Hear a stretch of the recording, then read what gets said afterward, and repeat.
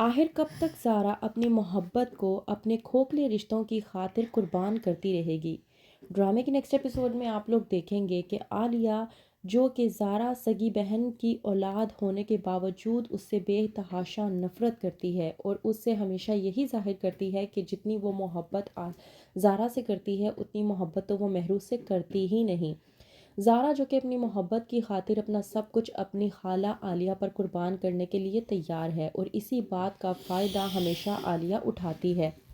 فرح جو کہ اپنے بیٹے زین کو لے کر عالیہ کے پاس صرف اس نیت سے آتی ہے کہ وہ اس سے ملاقات کے لیے آئی ہے کیونکہ وہ کافی ٹائم کے بعد امریکہ واپس آئی ہے۔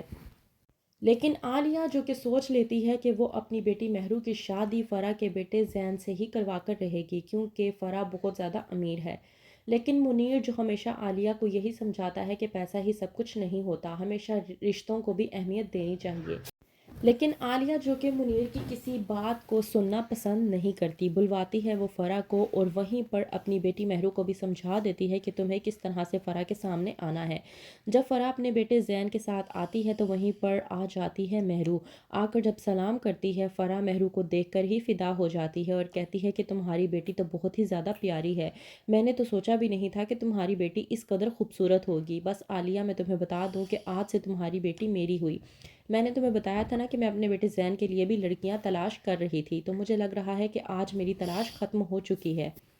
لیکن یہ بات منیر کو بالکل بھی پسند نہیں آتی۔ فرح اور زین کے چلے جانے کے بعد منیر بلواتا ہے عالیہ کو اپنے پاس اور کہتا ہے کہ میری بات کان کھول کر سنو، میں اپنی بیٹی مہرو کا رشتہ اپنی بہن کے بیٹے ہادی سے کرنا چاہتا ہوں۔ اس بات پر عالیہ بھڑکتی ہے تو وہیں پر منیر جب عالیہ کو سمجھاتا ہے کہ پیسہ ہی سب کچھ نہیں ہوتا، رشتوں کو بھی اہمیت دینی چاہیے، اور ویسے بھی ہادی ہمارا اپنا ہے، میری بہن کا بیٹا ہے، وہیں پر عالیہ بھڑکتی ہے اور کہتی ہے منیر سے کہ مجھے بہت اچھے طریقے سے سمجھ میں آ رہی ہے کہ یہ پٹیاں تمہاری بہن کی پڑھائی ہوئی ہیں۔ منیر بھڑکتا ہے اور کہتا ہے کہ ایسی کوئی بات نہیں ہے، میری بہن نے تو صرف اپنی خواہش ظاہر کی تھی۔ تو وہیں پر عالیہ کہتی ہے منیر سے کہ تمہارے رشتہ داروں کی خواہشات کا میں نے ٹھیکہ نہیں اٹھا رکھا کہ ہر کسی کی خواہش کو میں پورا کرتی رہوں۔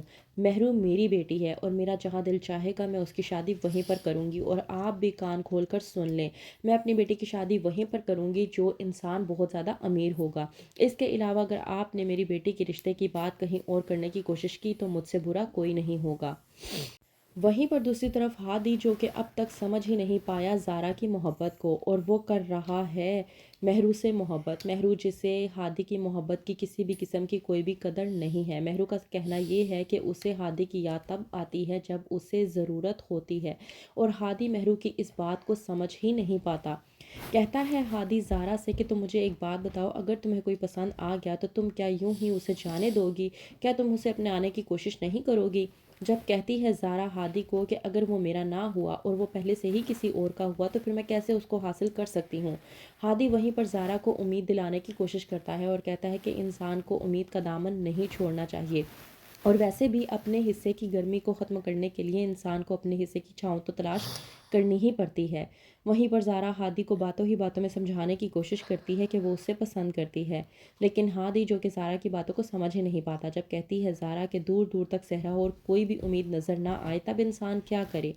ہادی جو کہ بہت ہی پر امید ہو کر زارا سے کہتا ہے کہ انسان کو تب دعا کرنی چاہیے، ہاتھ اٹھاؤ اور اللہ سے دعا کرو، میں نہیں مانتا کہ خدا تمہاری دعا کو رد کرے گا۔